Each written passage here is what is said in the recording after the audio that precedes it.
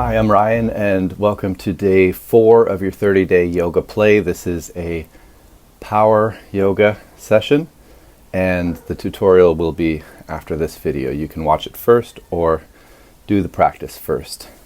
So come to a comfortable seat on your mat, please. Once you've found your seat, let's practice having upright posture. Maybe slightly tilt the pelvis back, straighten the lower back a little bit, tuck your chin, shoulders back and down. And let's take 3 breaths here. First fill the belly, then the chest, let it out. Belly, chest rises and let it out. Last breath.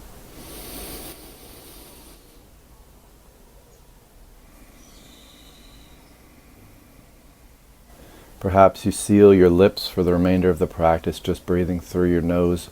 We'll get right into it.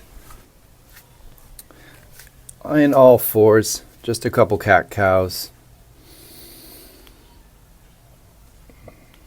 Cow and cat. Exhaling in cat, inhaling in cow. Let's do this a little faster to start warming up, speeding up the heartbeat a little bit.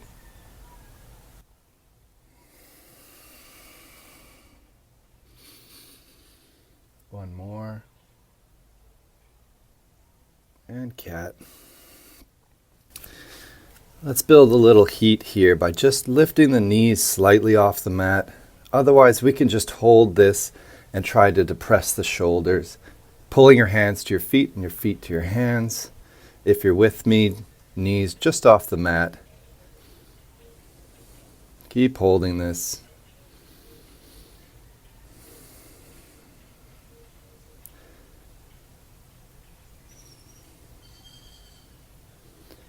Five more seconds here. And right away, let's go to downward dog.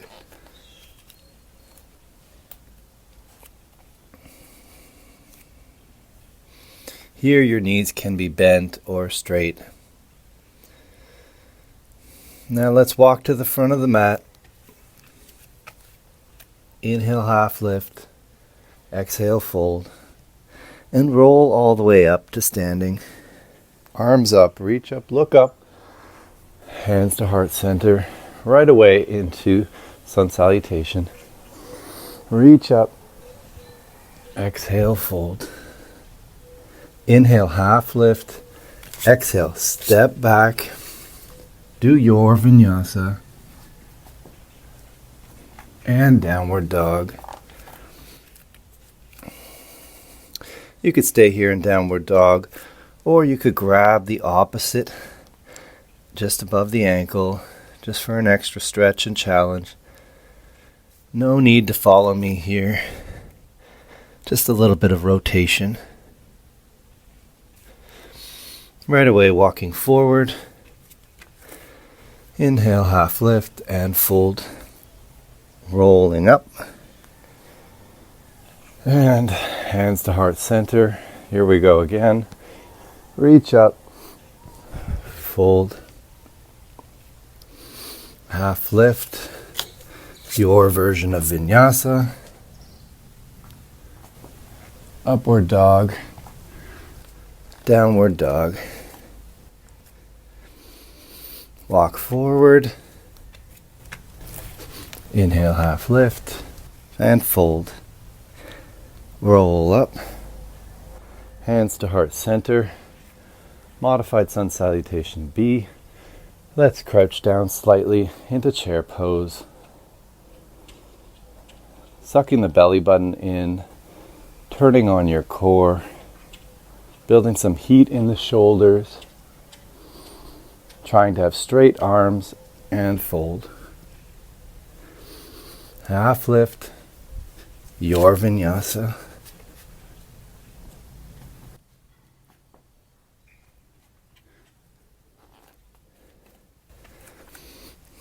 Let's bring the left foot 45 degrees, right foot forward, just for a short stance, warrior one. Come down, vinyasa. Back to downward dog, right foot 45 degrees, short stance, warrior one.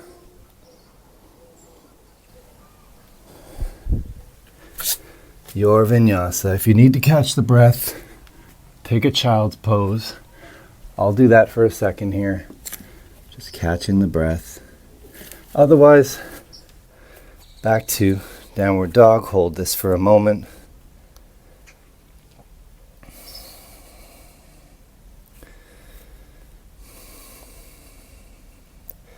Try to keep the lips sealed, walking forward. Half lift. Fold. Right away we'll raise the arms up to a chair pose.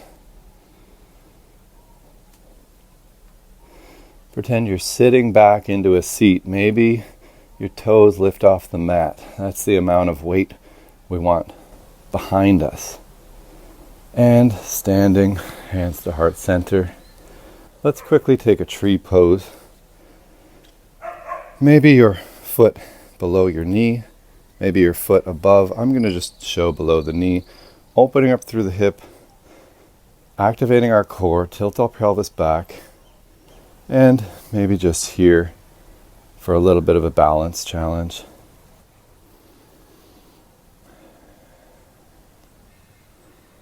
And of course the other challenge is to remain relaxed.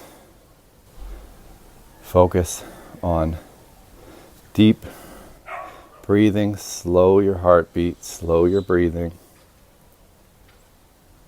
Let's just switch sides on the tree pose. Again, I'll just do a simple below the knee opening. And this will challenge your balance, so we want to suck our belly button in, get some stability, and then take our tree pose.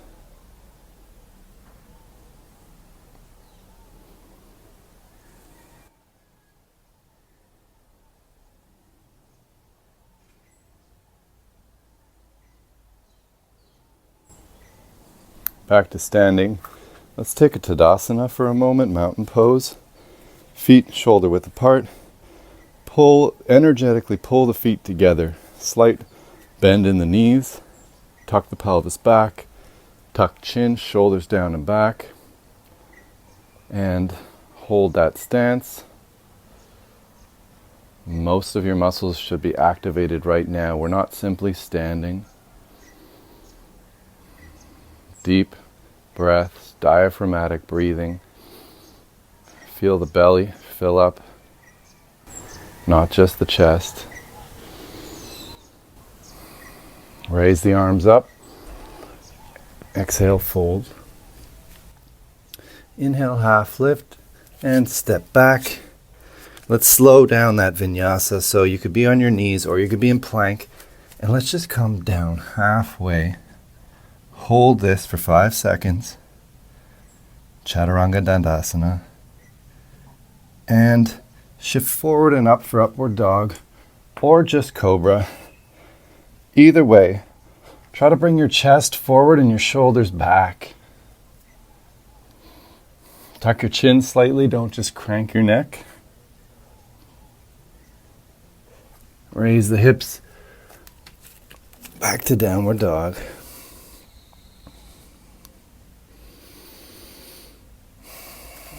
Slowing down the breath. Walking forward again, right into chair pose immediately. Let's hold this for 5 to 10 seconds.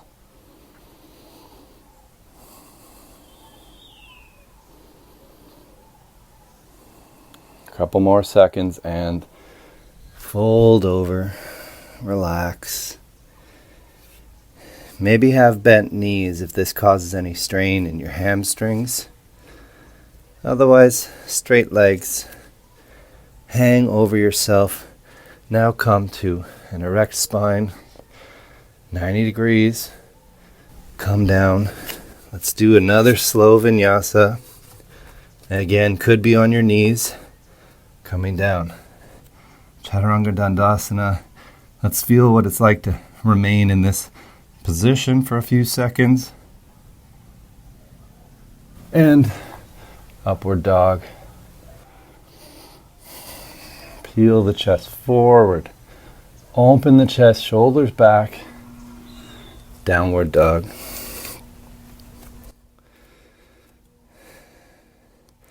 Left leg out 45 degrees, right foot forward again.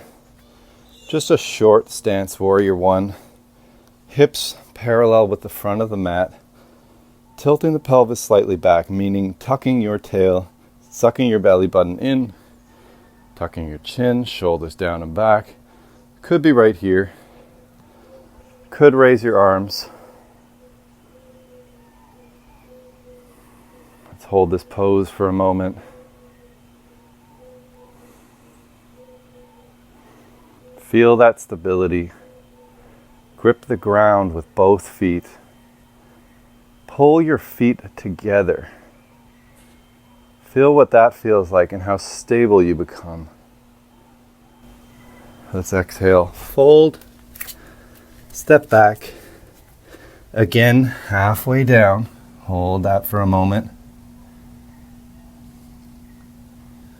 Upward dog. Hold that for a moment. And downward dog.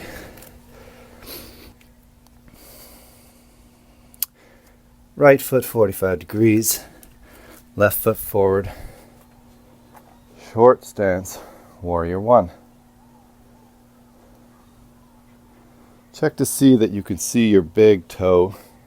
Otherwise your knee might be slightly caving in. Let's open it up a little bit.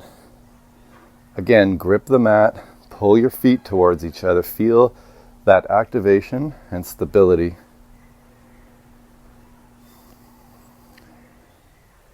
Maybe see if your back foot, if you may be putting too much pressure on the front, let's feel some pressure on the outside of the back foot. To add more stability, feel all 10 toes grabbing the mat. And tuck your belly button in for a strong core. And let's come down. Let's just hold the plank at the top for a second. At any point you can go down to child's pose. So we'll hold the plank. Slowly come to Chaturanga Dandasana. We're going to come back up to plank in a second. There we go. Could be on your knees. Just one more. Down. And we'll shift forward into upward dog. And here, spread the knees wide. Come into a wide-legged child's pose. So tilting the pelvis forward. Feeling that stretch on the outer hips. You could be right here, or you could bring your arms forward. We're at the end of our practice, so let's just catch our breath here.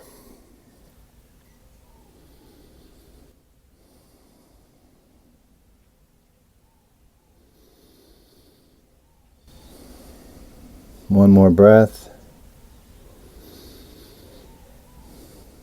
Thank yourself for all that hard work. Might look easy, but it adds up. Okay. Let's shift forward. Find your comfortable laying position for Shavasana. You can stay here as long as you'd like.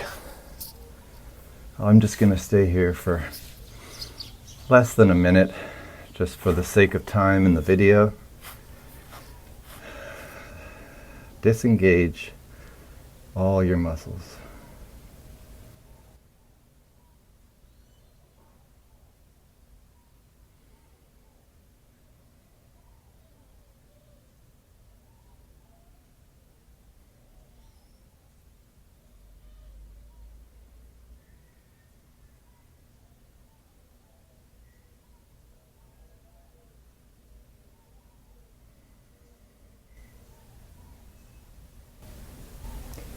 And once you're ready to come out of your Shavasana,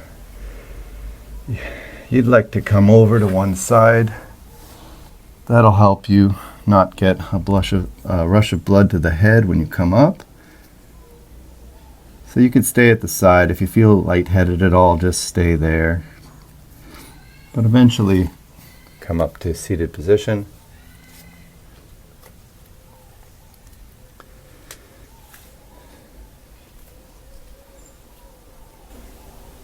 Hands at heart center.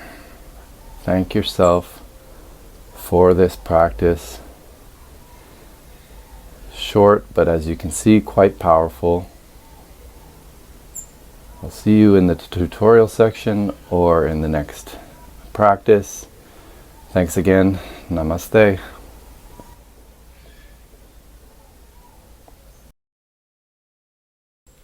Hi, I'm Ryan, and this is the tutorial section for day 4. Perhaps you just finished that short power flow with me, or perhaps you're watching this before you started.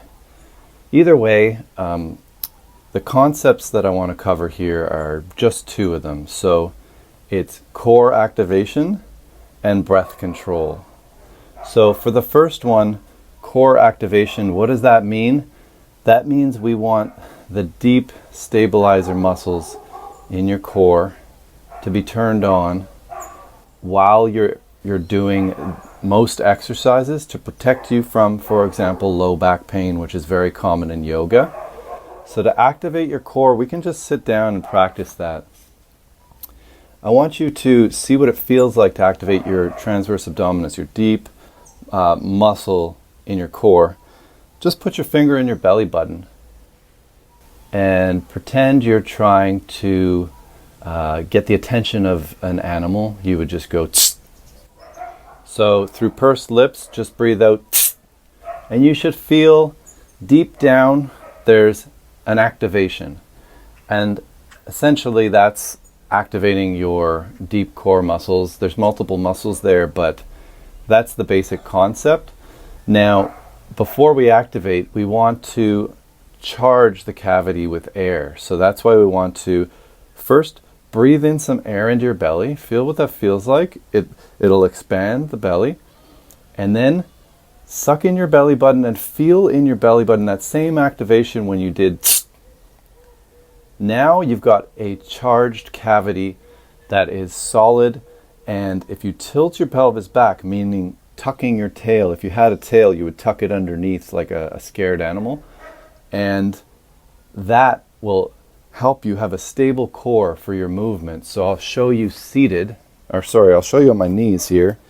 If I activate my core, I fill it up with some air, I suck my belly button in, my glutes fire, and there's a slight tilt back in my pelvis, and my belly button should be closer to my spine than before. And you should feel stable here. So I'm always activating my core, especially when I'm going to do an intense exercise. So for example, if I were in plank, activating my core would be fill the belly, tuck the tail, so the glutes activate and the belly button comes slightly up, and you feel much more stable. An example of not having an active core is this. So you can't really see it, but my low back is curved. And that's a dangerous thing to happen, especially when you're doing planks or any exercise. If you have anterior pelvic tilt, which is a very common condition of the pelvis being tilted too far forward, it can easily aggravate any low back pain. So keeping that core active as much as we can, especially in back bending or back body exercises in yoga, we're going to help ourselves be protected from pain syndromes after the class or even during the class. And I'll talk a lot more about this over time, but that was just a brief introduction to the concept. You could always search it on Google as well to see what I'm talking about, maybe with more descriptive, in a more descriptive manner with the anatomy of the body. But activating the core is very important in yoga. The second and last concept is just breath control. So we tend to, once we're doing heavy exercise, we tend to open the mouth and breathe through the mouth instead of the nose. But that puts us in more of a sympathetic mode, which is okay because it's triggering hormones for us to be more reactive, more responsive. But in yoga, we want to try to maintain equanimity. We want to maintain stability throughout our practice, which means we want to hopefully have our mouth closed and breathe through the nose. There's a point at which, for example, in power yoga, it'll become too hard and you have to open your mouth. That's okay. You could let out a few big sighs. You could take some deeper breaths. There's no point in starving yourself of air.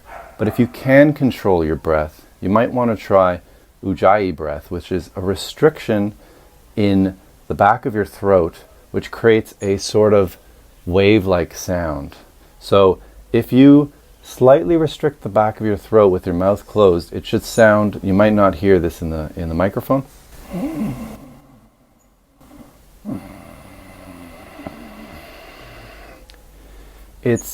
You're slowing the inhales and exhales. You're still allowing them to happen, but you're also making them nice and even.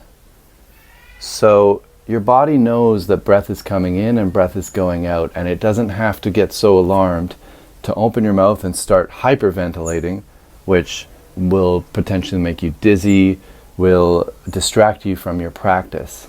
So if you would like to incorporate this we're in week 1 here, so practice maybe some Ujjayi breath, or check out some other YouTube videos on Ujjayi breath, Ujjayi, I believe. You'll see, and see what works for you. But for example, if I do a power yoga class, I try to maintain Ujjayi breath and mouth closed the entire time. Thanks for watching, and if you're about to do the practice, let's make sure we have a safe, strong core, no low back pain during or after the practice, and nice, stable breathing. I'll see you next time. Thanks.